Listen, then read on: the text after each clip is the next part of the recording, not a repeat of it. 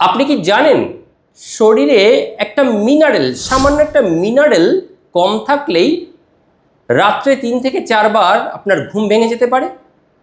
অনেক মানুষই ভাবেন ঘুম না হওয়ার কারণ হলো মোবাইল বা স্ট্রেস বা দুশ্চিন্তা, কিন্তু আসল সমস্যা অনেক সময় আপনার শরীরের ভেতরেই লুকিয়ে থাকে। গবেষণায় দেখা গেছে এই মিনারেলটি কম হলে আমাদের মস্তিষ্ক ঠিকভাবে স্লিপ সিগন্যাল শরীরকে পাঠাতে পারে না। তাহলে নিশ্চয়ই জানতে ইচ্ছা করছে এই মিনারেলটি কি? এই মিনারেলটি হলো ম্যাগনেসিয়াম। এটি সরাসরি প্রভাব ফেলে ঘুমের হরমোন মেলাটোনিনের উপর।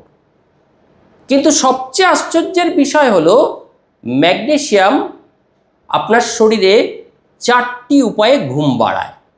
এর মধ্যে একটি পদ্ধতি আপনার মস্তিষ্ককে মাত্র 15 মিনিটে শান্ত করতে পারে। ভিডিও শেষে আমি বলবো রাত্রে, মনে রাখবেন, রাত্রে ম্যাগনেসিয়াম খাওয়ার সঠিক সময়। তাহলে মূল পর্বে বলি, আপনারা কি লক্ষ্য করেছেন রাতে বিছানায় শোয়ার পরও কিছুতেই ঘুম আসতে চায় না অনেকের? মোবাইল বন্ধ, আলো বন্ধ, তবু মাথার ভেতর বিভিন্ন চিন্তা ঘুরপাক খেতেই থাকে।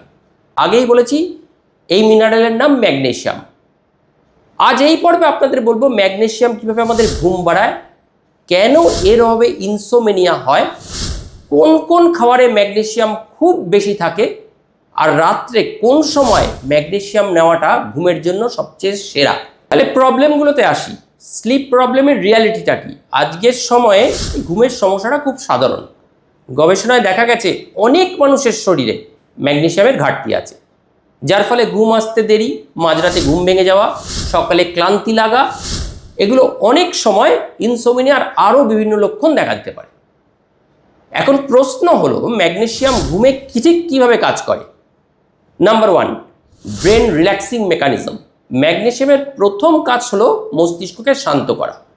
আমাদের মস্তিষ্কে একটি খুব গুরুত্বপূর্ণ নিউরোট্রান্সমিটার আছে, এর নাম হলো গাবা, গামা অ্যামাইনো বিউটারিক অ্যাসিড। এই গাবা মূলত ব্রেন ক্ল্যামিং কেমিক্যাল, ব্রেনকে শান্ত করে।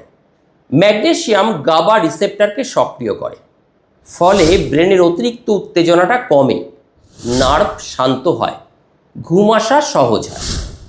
এজন্য অনেক বিশেষজ্ঞ ম্যাগনেসিয়ামকে বলেন ন্যাচারাল রিল্যাক্সেশন মিনারেল। 2 নম্বর, মেলাটোনিন প্রোডাকশন করে। দ্বিতীয় গুরুত্বপূর্ণ বিষয়, ম্যাগনেসিয়াম সাহায্য করে ঘুমের হরমোন তৈরি করতে।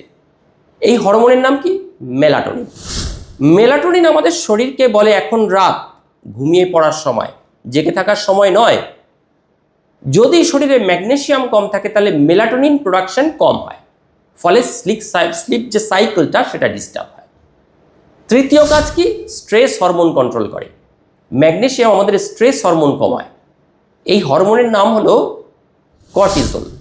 যখন শরীরে কর্টিজল বেশি থাকবে শরীর অ্যালার্ট মোডে থাকবে, হার্টবিট বাড়বে, ঘুম আসতে চাইবে না। ম্যাগনেসিয়াম কর্টিজল কমিয়ে দেয়, শরীরকে রিল্যাক্সেশন মুডে পাঠায়। চতুর্থ কাজ কি? মাসল রিল্যাক্সেশন করা।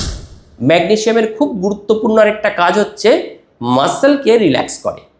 রাতে অনেক সময় দেখবেন পায়ে হ্যামস্ট্রিং মাসলে, আমাদের ভীষণ কাফ মাসলে ক্র্যাম্প হয়, রেস্ট লেগ সিনড্রোম, পা জুড়ো বারবার ছটপট করতে থাকি, মাসল টুইস্টিং হয়।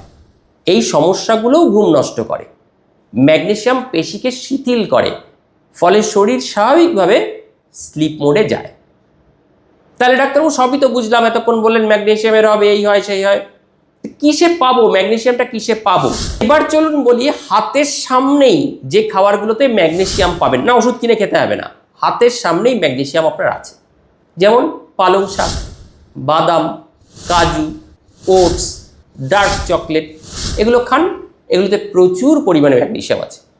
আরও সহজ করতে চান, কুমড়োর বীজ, সবচেয়ে বেশি ম্যাগনেসিয়াম থাকে। এই খাবারগুলো নিয়মিত খান, ঘুমের কোয়ালিটি এবং কোয়ান্টিটি দুটোই অনেকটা ভালো হবে। যত ভালো ঘুম হবে অন্যান্য সব সমস্যাগুলো কাটিয়ে উঠতে পারবেন। তাহলে লাস্টে কখন ম্যাগনেসিয়াম খাবেন? সাপ্লিমেন্ট নেন বা সাধারণত এগুলো যদি খান কখন খাবেন? সাধারণত ওষুধ রূপে খেলে রাত্রে ঘুমানোর 1 থেকে 2 ঘন্টা আগে ম্যাগনেসিয়াম খান, তখন এটা শরীরে গিয়ে ধীরে ধীরে নার্ভ ও মাসলকে রিল্যাক্স করতে শুরু করবে। তবে অবশ্যই আপনার ডাক্তারের পরামর্শ অনুযায়ী, আপনার ফিজিশিয়ানের পরামর্শ অনুযায়ী। তাহলে ফাইনালি কি বলতে হয়, সংক্ষেপে বললে ম্যাগনেসিয়াম ঘুম বাড়ায় 4টি কারণে।